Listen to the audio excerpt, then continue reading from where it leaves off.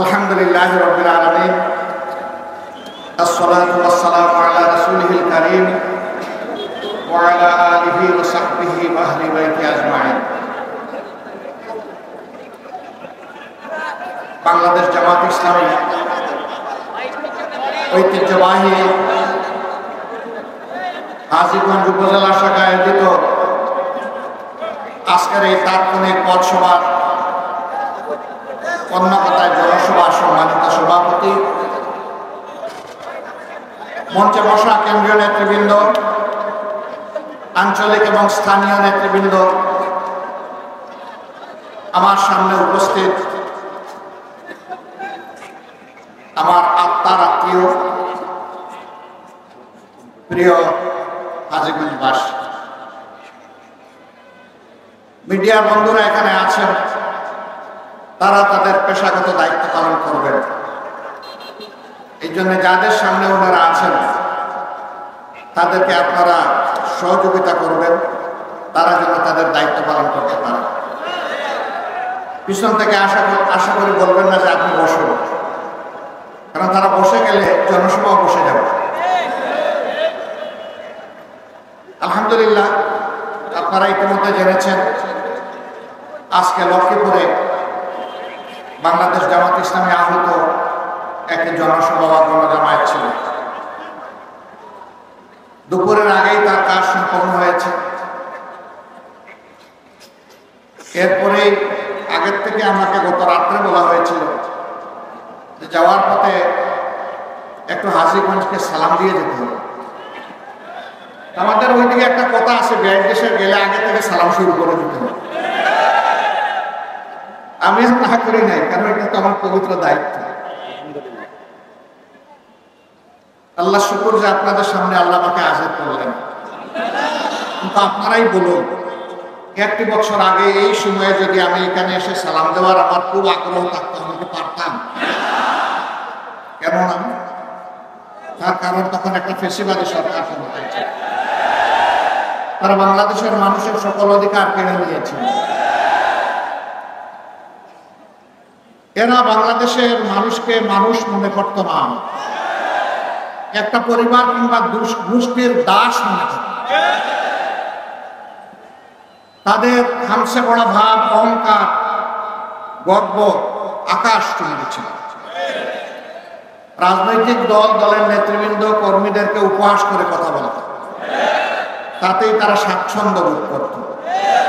তারা ধারণা করে নিয়েছিল তারা বোধহয় দীর্ঘকাল চিরকাল বাংলাদেশের শাসন ক্ষমতা দাপিয়ে বেড়াবে।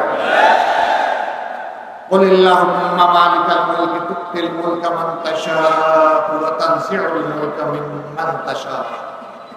না না, সমস্ত বাদশাহীর মালিক আল্লাহ রাব্বুল আলামিন।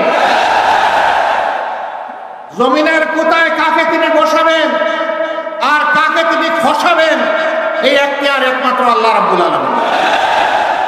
তিনি বসাতেও পারেন, তিনি খসাতেও পারেন।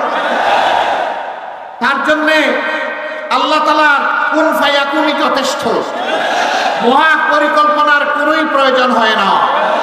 মানুষ অনেক পরিকল্পনা নেই, তার কিছু বাস্তবায়ন হয়, কিছু হয় না, আবার কোনো সময় কিছুই বাস্তবায়ন হয় না। কিন্তু আল্লাহ তাআলা যা ইচ্ছা করেন, যা ইরাদা করেন, তার শতভাগ বাস্তবায়িত করে ছাড়েন। একটা দল, একটা গোষ্ঠী 15.5 বৎসর বাংলাদেশকে তারা শোষণ করল। দুর্দণ্ড প্রতাপে, দুঃশাসন এবং দুর্নীতিতে দেশটাকে ভরে দিল। তারা সামান্য ছুতা নাতায় অজুহাতে উনি খুনি, উনি ধর্ষক, উনি লুণ্ঠনকারী, উনি অপসংযোগকারী, উনি চোর, উনি ডাকাত, এগুলো বলতেই থাকত।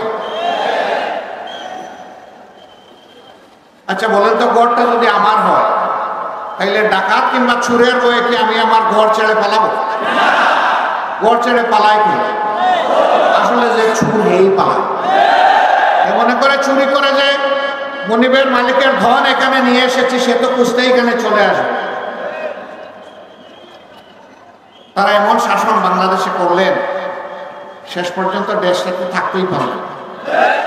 মাঝে মাঝে বিনা ভিসায় বিনা টিকেটে আমাদেরকে বলতেন অমুক দেশে তমুক দেশে চলে যাও।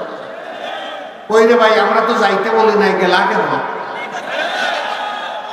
আমরা তো বলি নাই চলে যাও, আমরা তো বলেছিলাম থাকো, দেখো কি করেছো মানুষের সাথে, কি করেছো আল্লাহ তাআলার বিরুদ্ধে, কি করেছো মানবতার বিরুদ্ধে, কি করেছো মুসলমানদের বিরুদ্ধে, কি করেছো আলিম উলামার বিরুদ্ধে, কি করেছো আল্লাহর কোরআনের বিরুদ্ধে, কি করেছো বিভিন্ন ধর্মের নিরীহ মানুষের বিরুদ্ধে।